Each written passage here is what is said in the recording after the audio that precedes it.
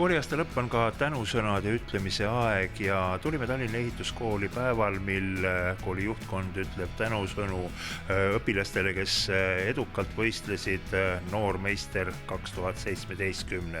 Ning kasutame seda päeva ka ära, et küsida direktori käest, millistel uutel erialadel võetakse vastu õpilasi järgmiseks õppeaastaks ja küsime ka õpilaste käest, kuidas nemad iseloomustavad oma kooli ja oma eriala. Millistel erialadel Tallinna ehituskool uusi õpilasi vastu võtab? Nagu Tallinna ehituskooli nimi ütleb, on valdav osa erialasid seotud ehitusega. Nii ongi meil tegelikult 3 õppesuunda, on ehituse, puitmaterjalide töötlemise ja elektriõppesuund. Ehituse õppesuunal on valikud kõige suuremad. Siin on võimalik õppida üldehitajaks, on võimalik õppida puitkonstruktsioonide ehitajaks, ehitusviimistlejaks ja samuti ei puudu siit ka ehitiste restaureerimine. Neid kõiki töid on võimalik erinevatel tasemetel, erinevates vormides õppida.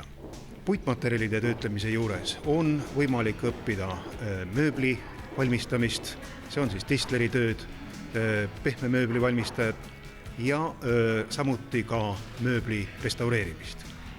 Ja elektri õppesuunal on võimalik õppida siis elektrikuks. Oma kooli iseloomustamiseks palusime kaamera ette noore meistrivõistluste võitjad ning esitame nendele 2 küsimust. Kuidas nad iseloomustavad oma kooli ja kuidas iseloomustavad oma eriala?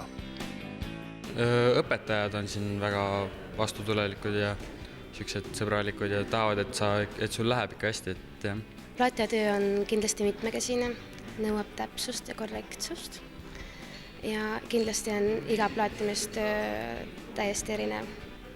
Ma õpin tisleriks, põhiliselt ehitan mööblit, aga see eriala on väga vaheldusrikas, sest mida iganes klient võib tellida, mis tisleri tööks oleks, seda ma ka teen. Ehitusviimistluse eriala koosneb erinevatest osadest. Esiteks õpime siin tapeetimist, plaatimist ja siis algseid asju nagu pahteldamine, värvimine. Mina õpin siin ainult 1 aasta, aga ma võin öelda, et see kool on hea õppimiseks ükskõik, mis eriala sa valisid. Sest siin on head ja toored õpetajad ja on palju võimalusi oma oskused arendada ja võistlused käia.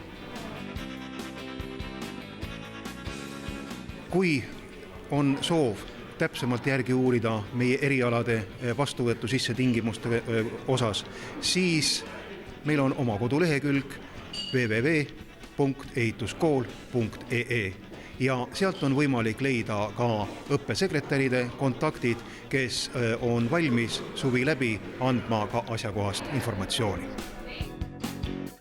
Ning teema lõpetuseks tahaksin omalt poolt öelda, vaadake ringi, kui palju on igal pool kraanasid, kui palju on ehitusplatse ümbritsevaid piirdetarasid. See tähendab, et ehitus, see on töö ja kui on tööd, siis on ka sissetulekut. Nii et miks mitte ametselgiks õppida?